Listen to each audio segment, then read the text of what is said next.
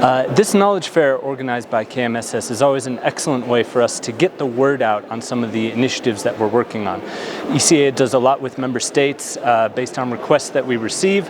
We work with partner organizations regionally, African Union, African Development Bank, and globally as a part of the UN system. And sometimes it's hard to communicate some of the very interesting, very on-the-ground work that we're doing. So this is an excellent opportunity to really showcase that to participants at these events. One SDG where we really need to get the word out and talk a lot with our partners on is SDG 17 on partnerships. These are partnerships to push all the sustainable development goals forward, as well as Agenda 2063 of the African Union. These partnerships include on financing, on technology, and a lot of areas where collaboration, where capacity development is central. For us at TCND, one flagship initiative that we support under this area of partnerships is on building a battery and electric vehicle value chain in Africa.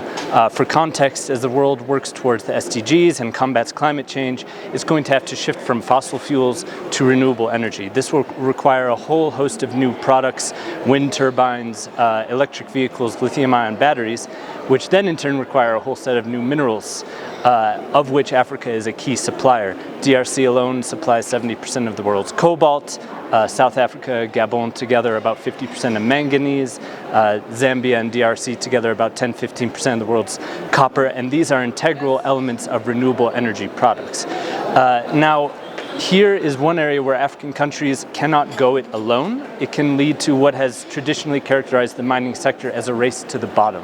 If individual countries have mining deals that don't add value to the minerals, create jobs, protect the environment, and so forth. So we as ECA work together with a host of partners in the region, African Export-Import Bank, Afrexim Bank, African Union, and so forth, to support member states to get the most out of their commodities and make sure that there's really a developmental impact. And again, this is an area where spreading the word, getting knowledge out there, some of the knowledge products that we produce in support of member states is key. So in this booth, and in a lot of our work in general, you'll read about ECA's support to member states and how partnerships between member states themselves are pushing this agenda forward. There's a MOU between DRC and Zambia to support a Center of Excellence for Battery Technology, also for a cross-border special economic zone to actually process the minerals, turn them into battery precursors. And a final area of partnerships that's needed is also with external actors. Some of the expertise on building batteries is in China, is in South Korea. So how can these firms engage in joint ventures with the region to produce finished products?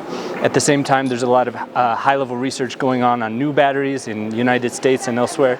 So the important role for ECA is to promote these partnerships, but make sure that partnerships with external countries, external actors are always, in the interest of Africa and led by the member states in the region.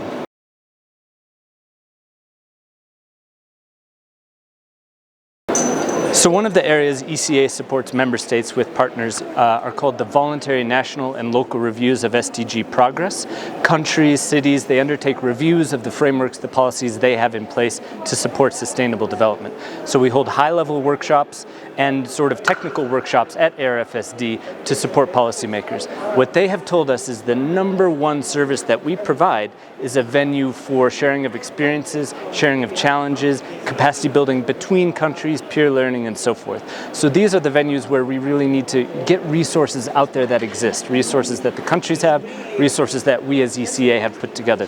So that's an area where this kind of knowledge fair and KMSS's work is really, really integral, because we have a lot of capacity, we have a lot of expertise and resources on this. The question becomes, do we get this to the right people who are undertaking SDG work at the moment? Do we get this even to the community level? There's been some work on translating documents by countries, the work that ECA does into local languages in Uganda and Ethiopia, elsewhere.